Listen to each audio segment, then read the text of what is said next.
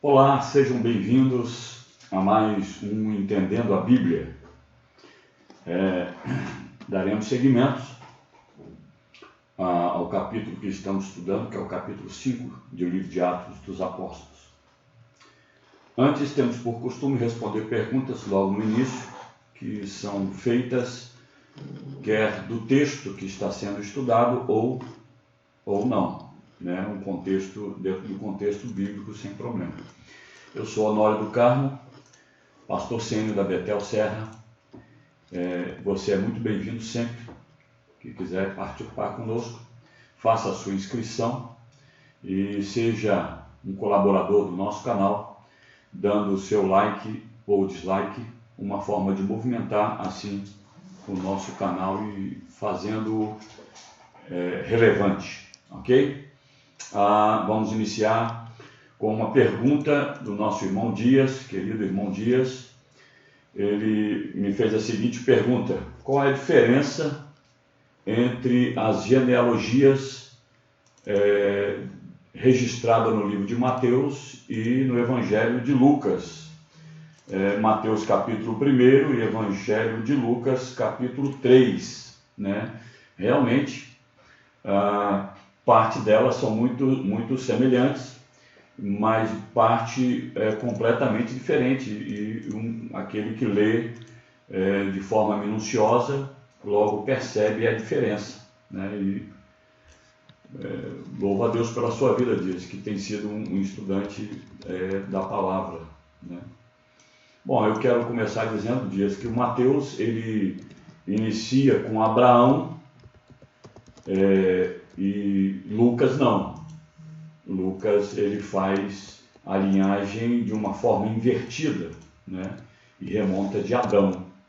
Então é como se um começasse a partir de Adão e o outro a partir de Abraão. Por que esse detalhe? Só para a gente entender, Dias. O livro de Mateus ele foi escrito especificamente, claro, para todo mundo, mas especificamente para o povo de Israel. E é por isso que ele é o livro que inicia já falando da genealogia. Porque o judeu é muito apegado a isso, né? E tem uma importância fantástica para o judeu a questão da genealogia. Você pode ver que em alguns livros você encontra genealogias. É importante saber de onde cada judeu vem, de que família. Então, como Mateus estava escrevendo para os judeus, bastava ele mostrar que Jesus era judeu.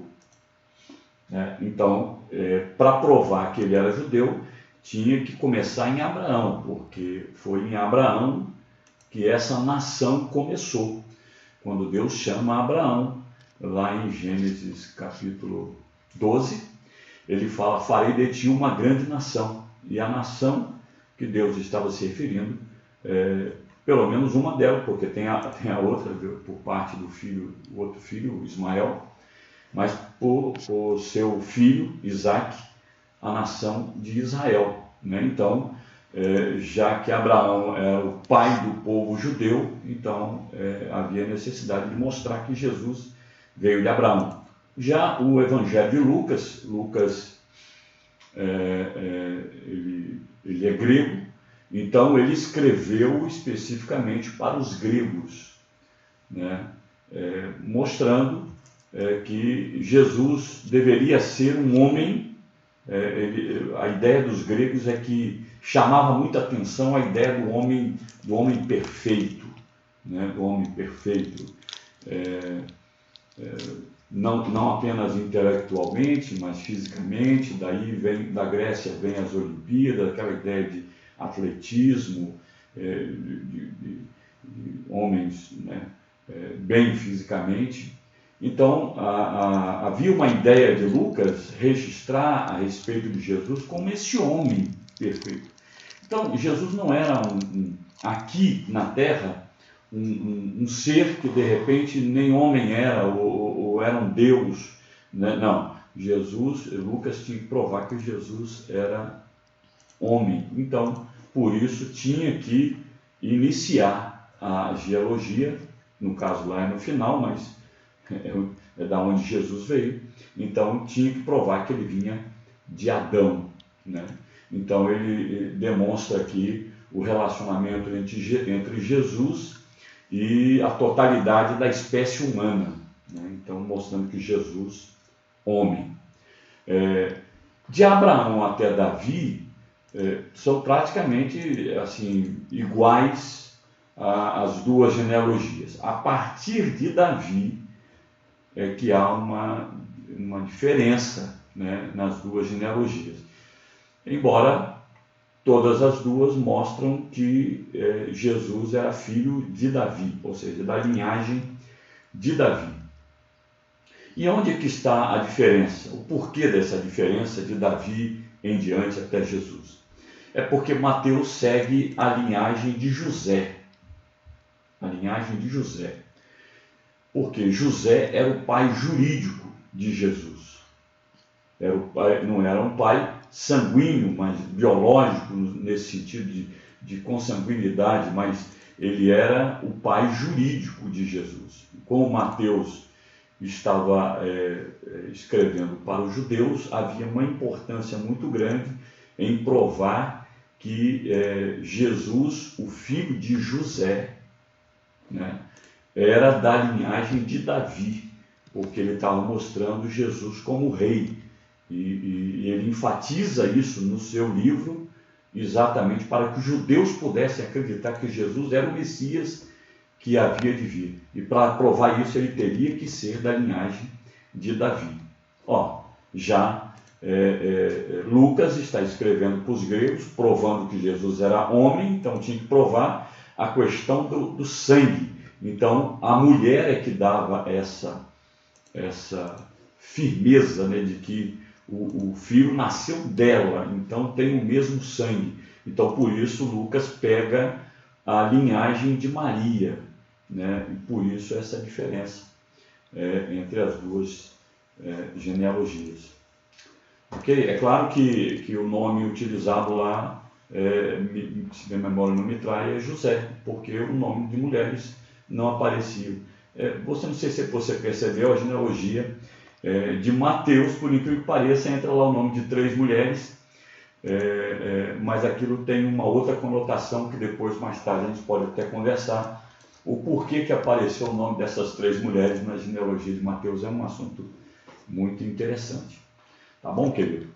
Grande abraço para você, querido. E tem outras perguntas que você fez posteriormente, e eu teria a imensa alegria de numa outra, ou quem sabe na próxima semana, já estar respondendo para você. Ok, querido? Grande abraço, beijão no seu coração. Você é maravilhoso, cara. Amo você, tá bom? Ok, vamos dar seguimento então ao estudo do livro de Atos, respondendo também uma pergunta da Maria Zilva, porque está dentro do assunto do livro de Atos, e com essa pergunta a gente faz a introdução do assunto de hoje, né? Porque na aula passada nós concluímos falando a respeito do casal Ananias e Safira, eles que pecaram, mentindo ao Espírito Santo, e as consequências advindas pela palavra do apóstolo Pedro. Isso está no capítulo 11, do versículo 11 versículo 1 ao 11, né, do capítulo 5. E assim nós concluímos a aula passada. E a pergunta da Maria Silva, obrigado pela participação, querida, é se a morte de Ananias foi uma morte espiritual. A sua pergunta é maravilhosa, porque eu acho que pode esclarecer outras pessoas que não tiveram a coragem, talvez, de fazer perguntas como essa. Querida, era uma morte espiritual, sim, mas que causou a morte física, né? Foi uma morte física, tanto de Ananias quanto de Safira. A história ali é uma história literal, tá certo? Agora, antes da morte física, o que causou foi exatamente a morte espiritual. Eles se achavam discípulos de Jesus, mas na verdade não eram, né? Queriam ser reconhecidos como discípulos de Jesus, como falamos na aula passada, mas infelizmente com seus atos, né, com as suas atitudes, eles demonstraram o contrário. Então, a morte física advindas da sua morte espiritual. Ok? Então foi assim que nós concluímos. Obrigado, querida Maria Zilda. Os apóstolos realizam muitas curas, né? Apesar do terrível julgamento estabelecido àquele casal, Ananias e Safira, nós temos aqui o relato do avanço do Evangelho nesses dias, né? O avanço foi corroborado exatamente pelo poder do Espírito Santo quando houve curas, milagres, prodígios e maravilhas, expressão bíblica. Eles não pediram isso? Eles pediram. Quando eles saíram do Sinédrio e foram orar, e nós vimos isso no final do capítulo 4, eles pediram, Senhor, que o Senhor nos dê ousadia para pregarmos a Tua palavra, e pediram e que o Senhor confirme com curas, com milagres. E aí nós vemos aqui isso acontecer, né? A gente não vê nenhum relato logo depois do julgamento desse casal, nenhum relato de descontentamento por parte da igreja, e nem de murmuração devido ao que aconteceu com o casal, né?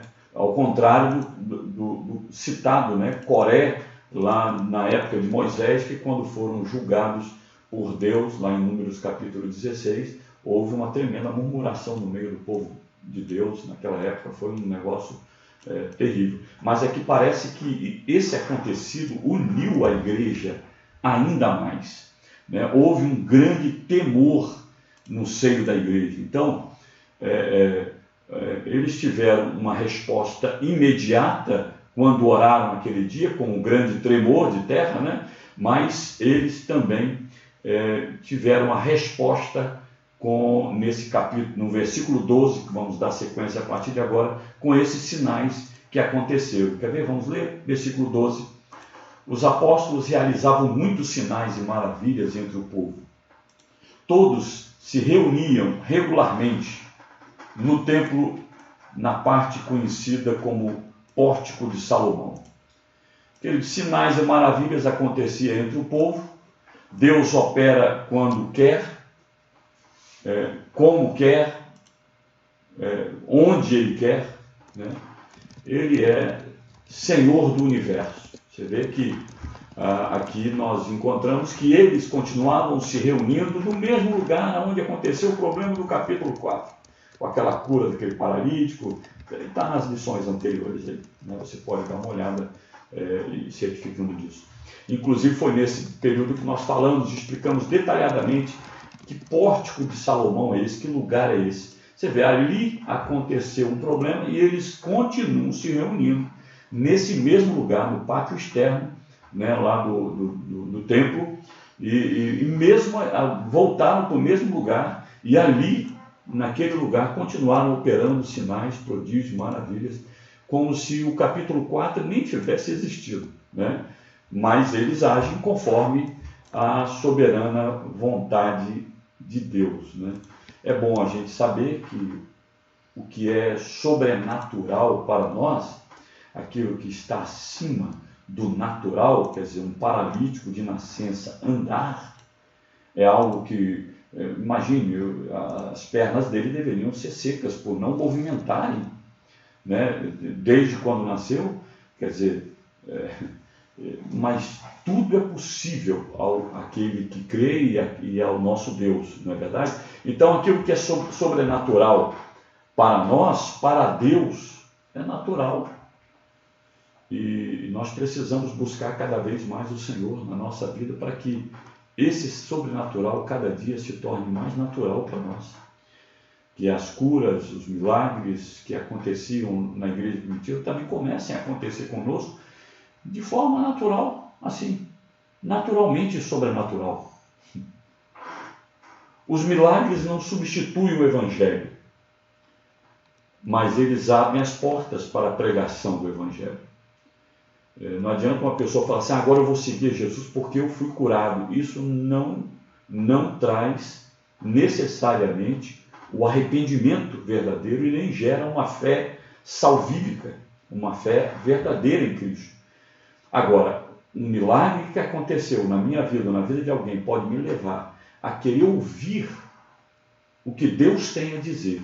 E aí, ao ouvir o que Deus tem a dizer, eu então passo a crer e me arrependo dos pecados.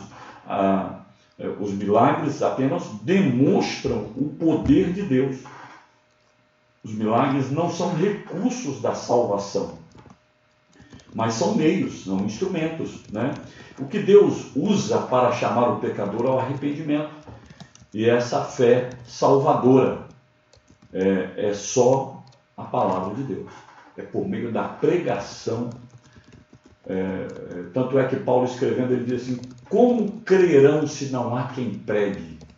Ou seja, as pessoas só poderão crer se houver alguém que pregue essa mensagem. É por isso que a gente vê de forma insistente aqui os apóstolos pregando, mesmo sendo ameaçados, como aconteceu no capítulo 4, e vai acontecer agora no capítulo 5 também, né? Mas é a pregação da palavra que gera essa fé. Olha o que diz 1 Coríntios, capítulo 1, versículo 21, Paulo escrevendo aos nossos irmãos de Corinto, ele diz: visto que na sabedoria de Deus o mundo não o conheceu por meio da sabedoria humana, agradou a Deus salvar aqueles que creem por meio da loucura da pregação.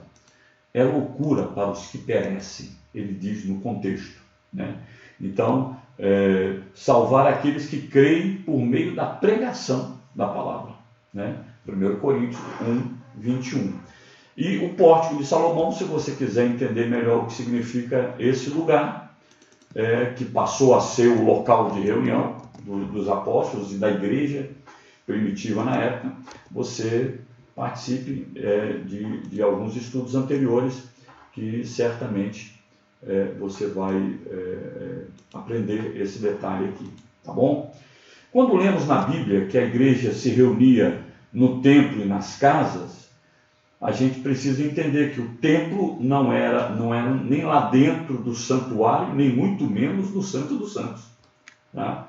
E nem é no pátio imediato, que é o conhecido pátio das mulheres, é no pátio externo, né? É no pátio externo, e se você quiser entender, volta a dizer, procura lá atrás que você vai ver esse estudo, tá bom? Ok. Só lembrando que esse pórtico de Salomão ficava no muro leste, com colunas de 9 metros de altura e um teto de cedro, né? É uma área cheia de colunas e debaixo dessas colunas abertas que era o pórtico de Salomão, logo ali na entrada leste, nos muros, né, do templo, ok? Então, queridos, os apóstolos, eles realizavam muitos milagres por misericórdia e por graça de Deus, né? Então, através desses milagres, eles provam sua missão divina, ou seja, comprovam que o Espírito Santo era com eles, pois comprovava as suas palavras por meio desses feitos. Foram feitos publicamente. Eu acredito que nas casas também aconteciam milagres, mas não era algo escondido, era algo que era exposto, inclusive lá no mesmo local onde deu problema, no capítulo 4, no pórtico de Salomão, dentro do templo judaico.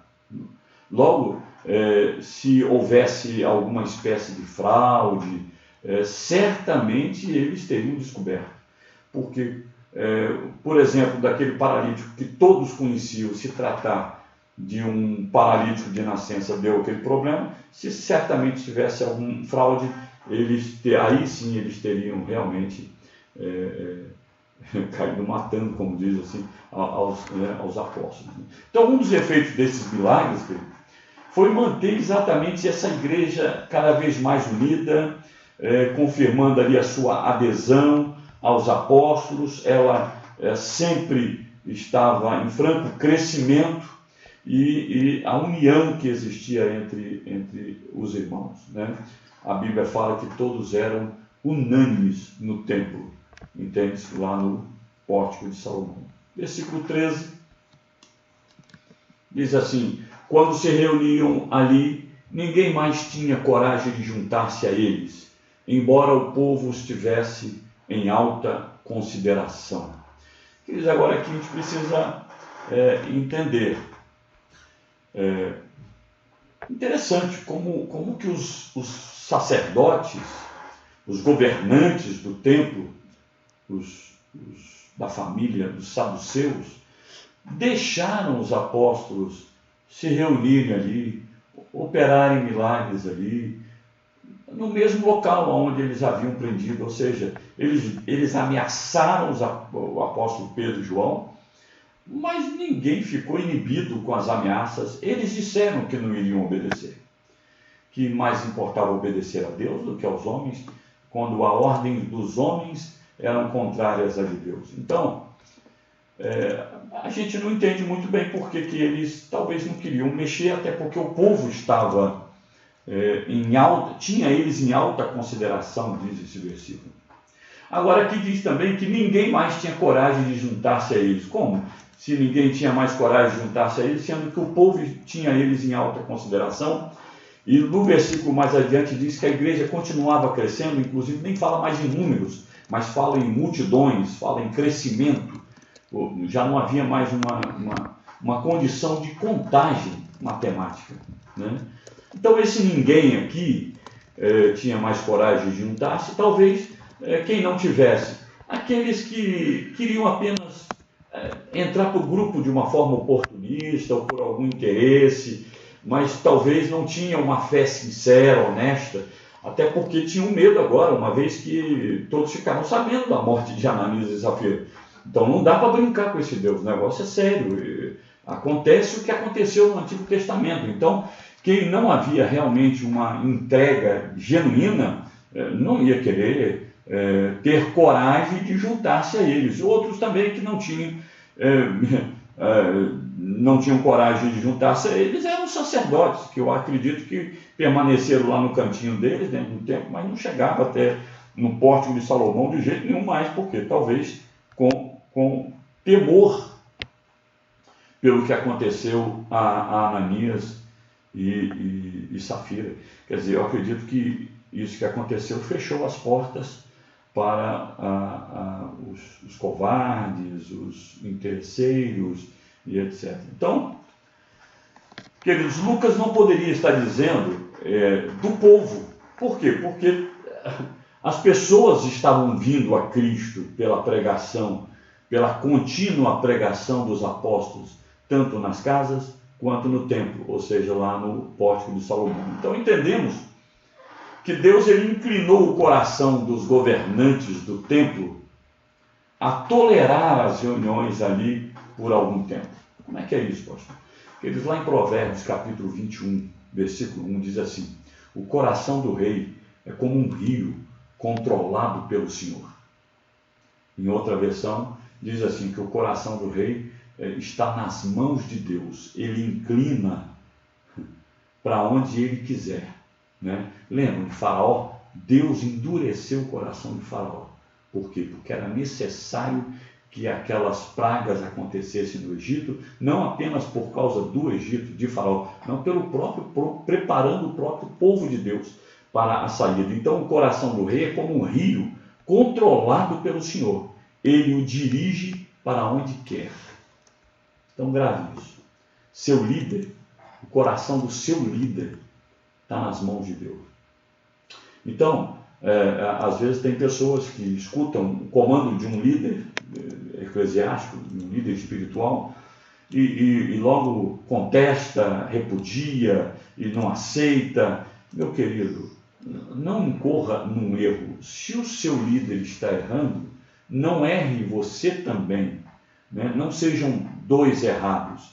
Se o seu líder está errando, busque a Deus. Peça a Deus, para Deus cuidar do seu líder, inclinar o coração do seu líder. Porque, querido, com essa oração, se o seu líder não estiver correto, Deus vai inclinar o coração dele, como aqueles sacerdotes não estavam corretos em perseguir os apóstolos daquele jeito, mas eles apenas oraram. Deus, olha só, inclinou, creio eu, o coração dos sacerdotes a não incomodar mais os apóstolos na pregação dentro do pátio externo.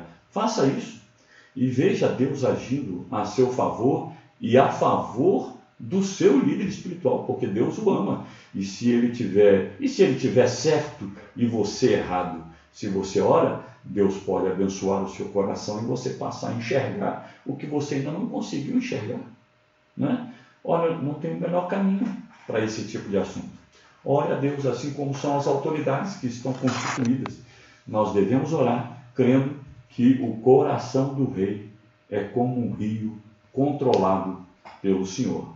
Então, outros dizem o seguinte: eles passaram a concordar com eles pregando ali, até porque a multidão se revoltou quando eles fizeram aquela prisão de Pedro e João no capítulo 4.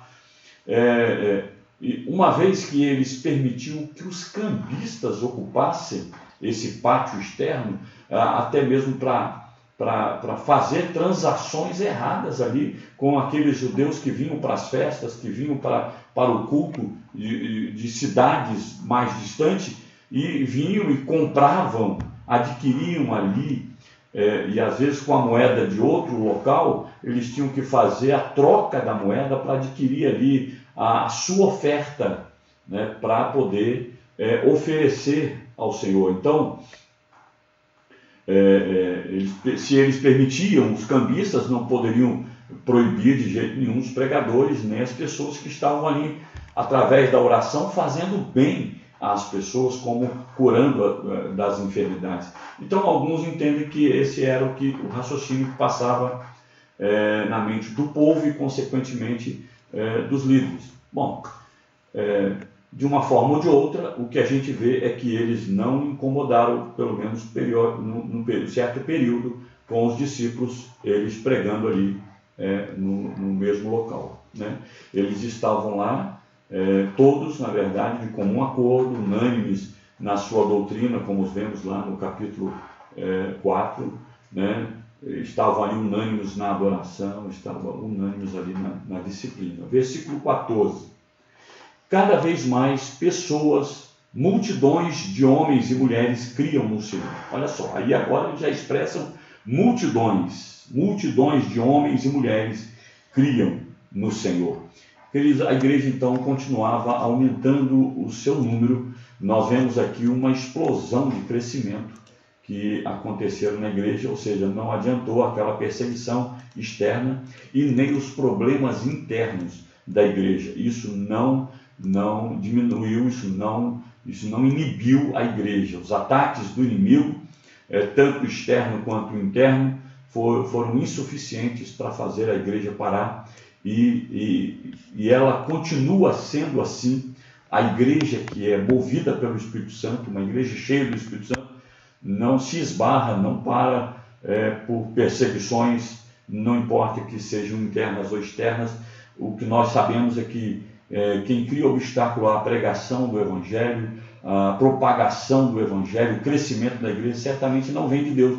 E se não vem de Deus, a igreja precisa aprender com o escritor do Novo Testamento que diz: resistir ao diabo e ele fugirá de vós. Então, essa é a primeira vez, nesse texto aqui, é a primeira vez que você vê, nós podemos ver especificamente aqui a expressão mulheres passaram a crer.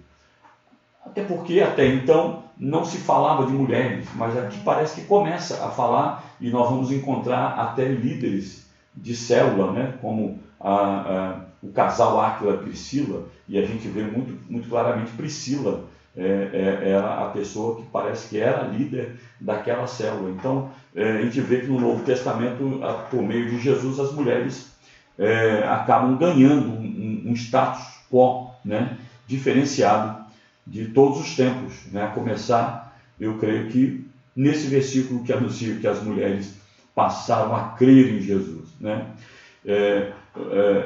Pelo contrário, com relação a esses ataques internos e externos, o resultado é essa explosão de crescimento que a gente vê nesse versículo de forma específica. Versículo 15. Como resultado, o povo levava os doentes às ruas em camas e macas, para que a sombra de Pedro cobrisse alguns deles enquanto ele passava. Queridos, eu imagino que assim como Jesus, os apóstolos, quando andavam na cidade, as multidões o cercavam. Não apenas multidões de fiéis, como de pessoas querendo a bênção de Deus. E assim como aquela mulher, lembra? A mulher que tinha um fluxo de sangue e que tinha uma multidão que cercava Jesus, e ela sai de casa determinada o seguinte: se tão somente eu tocar na orla do vestido de Jesus, eu serei curada. E ela entrou no meio da multidão e simplesmente tocou nas vestes de Jesus, e ela foi curada. Eu acredito que esse caso aqui é da mesma forma, né? Eles também saíam de casa com um paralítico, por exemplo, e falavam assim: não, eu tenho certeza, não vai dar para eu parar aquela multidão para Jesus dar atenção, mas eu tenho certeza que já que o sol está naquela direção e projeta na calçada o sol aqui, então eu vou colocar meu ente querido aqui, ele será curado, tão somente à sombra dos apóstolos.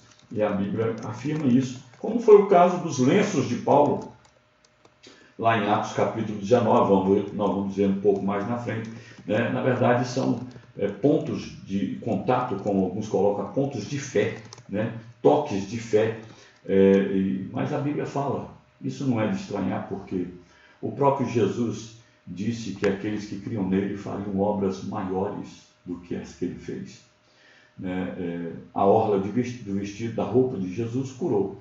Agora, a gente não encontra nenhum texto bíblico que a sombra de Jesus curou, mas encontramos que a sombra de Pedro curou. Então, e os lenços de Jesus também, a gente não encontra isso, mas encontramos que os lenços de Paulo curaram.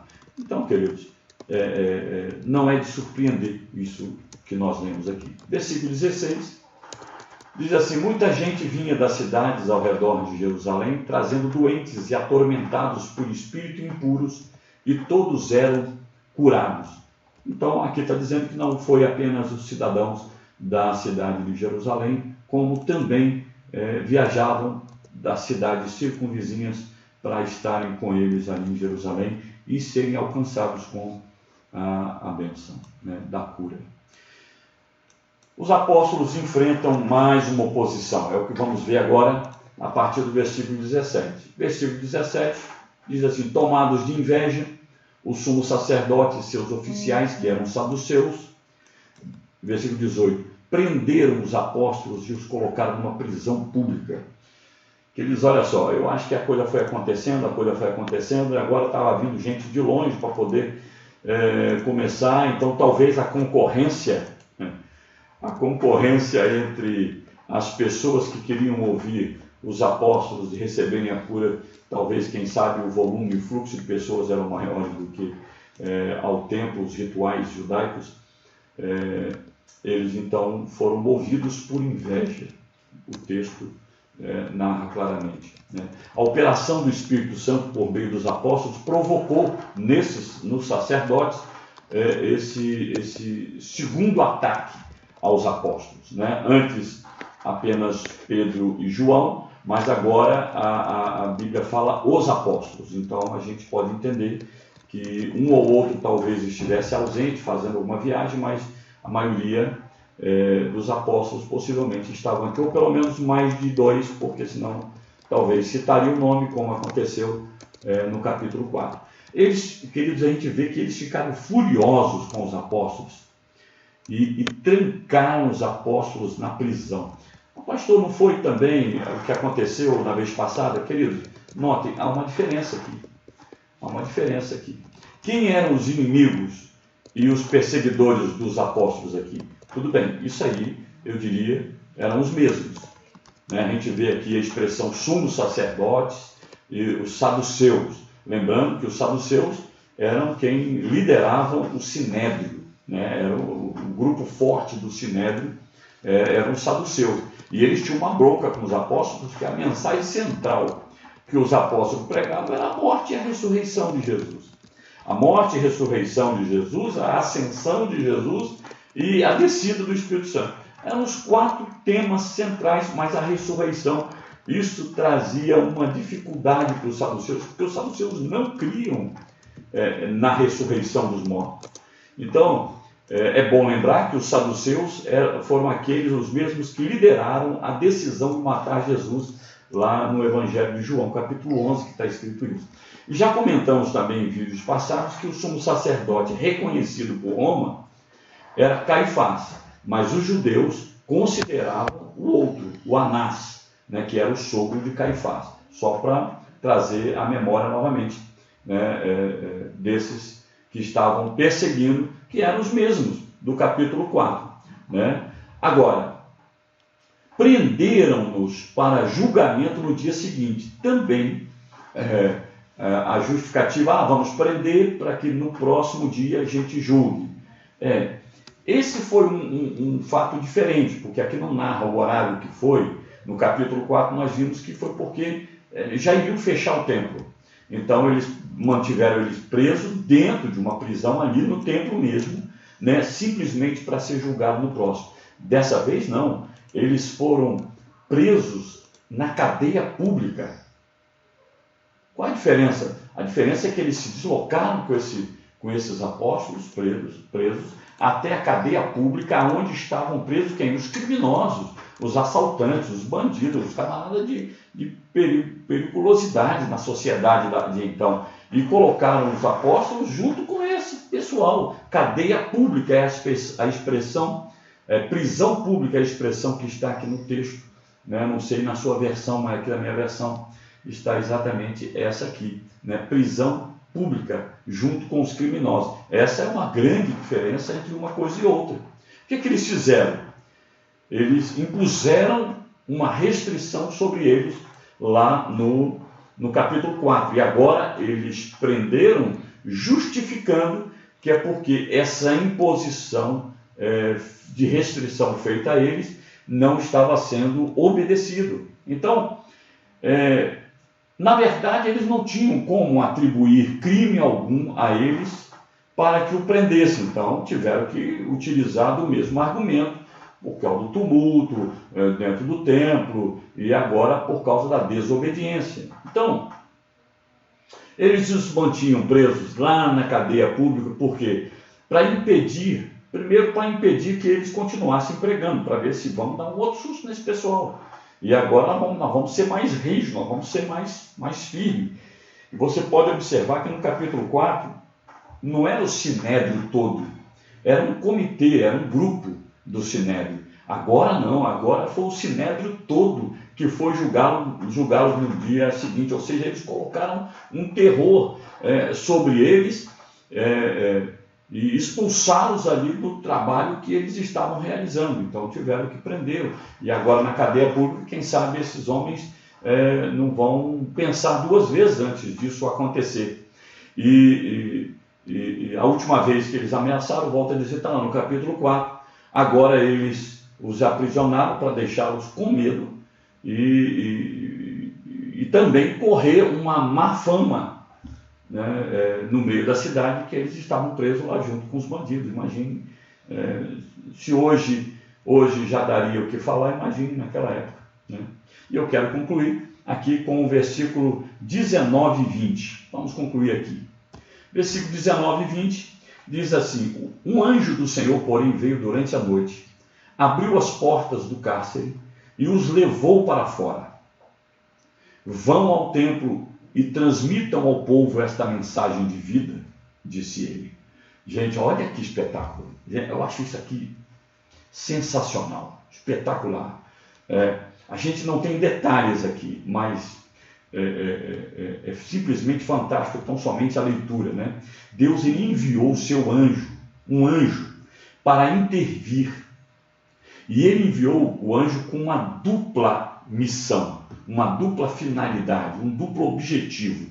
E isso é relatado pelo próprio anjo. Ele disse assim: vão ao templo, ou seja, saem da prisão, estejam livres. Né? Mas diz assim, vão ao templo e transmitam ao povo esta mensagem de vida. Ou seja, eles falaram assim, o anjo estava falando para eles assim: eu estou vindo libertar vocês para que vocês continuem pregando. Ou seja, o anjo trouxe uma renovação da comissão de pregar o evangelho, o ir, de fazer discípulos de todas as nações.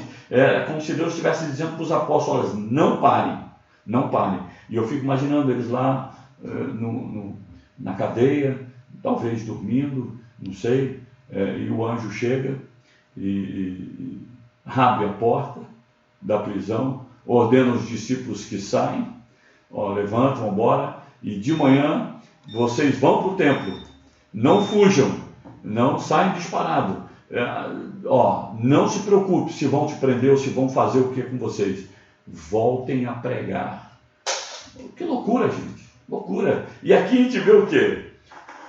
Que Deus não abandona os seus, não importe aonde os seus estiverem, ainda que numa cadeia pública, Deus, ele entra e visita, e não apenas visita, mas como pega pela mão e tira, porque ele é um Deus que não nos abandona. Imagine esse anjo, o anjo mesmo parece que estava ensinando os apóstolos a desobedecerem a essa ordem absurda que os líderes estavam falando. E eu não tenho como dizer que o anjo do Senhor estivesse errado, né, irmão? Os anjos do Senhor são anjos revestidos de santidade, da glória de Deus, e o próprio anjo é que incentivou, vamos embora, sai, continua, volta a pregar lá, eles vão ficar irados, mas continue fazendo, né? E é bom a gente parar aqui só para meditar a expressão um anjo, é um artigo indefinido. Um anjo, por que eu estou destacando isso? Porque, primeiro, no livro de Atos vai aparecer pelo menos mais 4 vezes a expressão anjo, né? Nós vamos ver no capítulo 7, por ocasião de Estevão, quando Estevão está falando, ele fala a respeito do anjo. No capítulo 8, a gente vai ver que o anjo orienta Filipe o que fazer. No capítulo 12, o anjo vai lá, e lá a gente tem mais detalhes. Pedro estava preso de novo, esse pessoal gosta de uma prisão.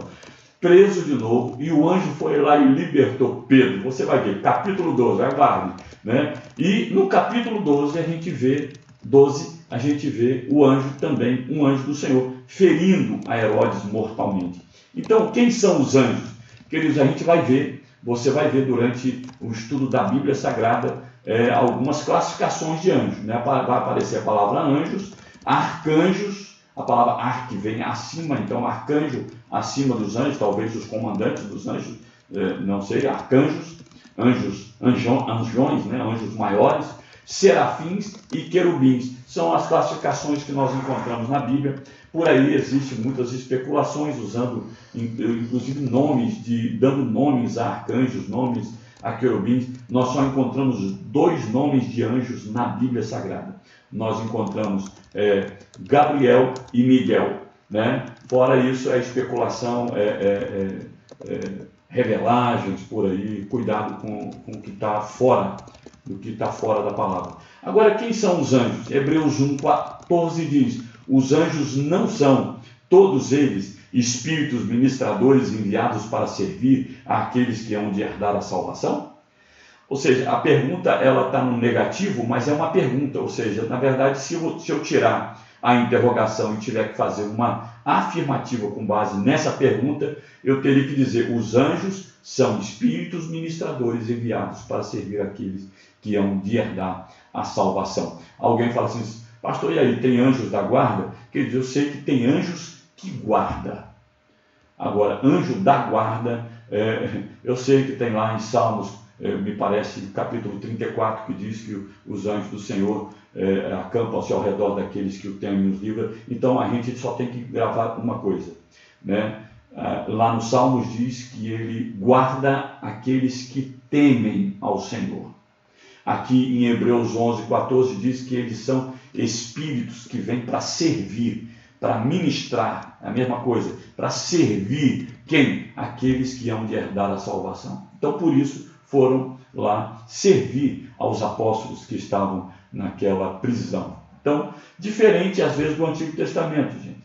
No Antigo Testamento, às vezes, aparece várias vezes o anjo do Senhor, falando de artigo definido, né? É um anjo específico. Aí é outra coisa, aí nós entendemos em se tratar de uma teofania. O que é uma teofania? É uma manifestação visível de Deus. Entendemos ser uma manifestação visível de Deus lá no Antigo Testamento, e muitos entendem ser Jesus no Antigo Testamento, aparecendo de forma visível. Bom, eles foram libertos, conforme o que o anjo disse para eles, não para fugir, mas para continuar um confronto em amor com esses sacerdotes, com esses saduceus, pregando com poder o evangelho lá no templo. Então, depois dessa, eles continuaram ainda mais a pregar com mais ousadia. Onde é que eles estavam pregando? No templo. E eles voltam para o templo como o anjo havia dito. A quem eles devem pregar? A Bíblia deixa claro, o anjo falou, vai lá e prega ao povo, não é aos saduceus. Os líderes saduceus não querem te ouvir, então não preguem para eles, preguem para quem quer ouvir vocês. Como que eles devem pregar? Eles devem pregar publicamente, a expressão é pregue no templo, ou seja, continue pregando com a mesma ousadia, com a mesma resolução, para aqueles que querem ouvir e que podem ouvir, né? O que eles devem falar? A palavra de vida. Queridos, eu encerro aqui hoje, fazendo esse resumo. Nós vemos aqui mais uma vez uma igreja valente, uma igreja de guerreiros, uma igreja que estão cheias do Espírito Santo e por isso não tem medo, assim como muitos irmãos nossos estão sofrendo, estão apanhando, estão sendo mortos em muitos países fechados hoje no mundo, né? Nós temos notícias, atualmente mesmo, de Angola, nós temos notícias de irmãos nossos que estão sofrendo. Eu não estou falando aqui de denominação, eu estou falando de pessoas que confessam a Jesus como Senhor, independente da denominação, mas pessoas que estão sofrendo, igrejas que estão sendo derrubadas em países fechados ainda, da chamada cortina de ferro, né? Uma cortina que não aparenta ser de ferro, mas continua do mesmo jeito, aprisionando o povo de Deus, perseguindo o povo de Deus. O povo de Deus não pode se manifestar, o povo de Deus não pode falar, e isso a gente tem visto no mundo. A Igreja de Cristo prevaleceu com graça, com fé, com ousadia, no poder do Espírito Santo. Caso isso aconteça em nosso país, que a Igreja de Cristo, que você, querido, que nós estejamos preparados para não decepcionarmos o Senhor, para que possamos ter experiências como essas, quem sabe, de anjos vir nos visitar e nos servir, e muitos milagres acontecer para a glória do seu nome. Boa noite, queridos, graça e paz, Deus abençoe, um beijo no coração e até a próxima semana, quinta-feira, às 20 horas, se Deus quiser, tá bom? Um abração, tchau, tchau, amo vocês.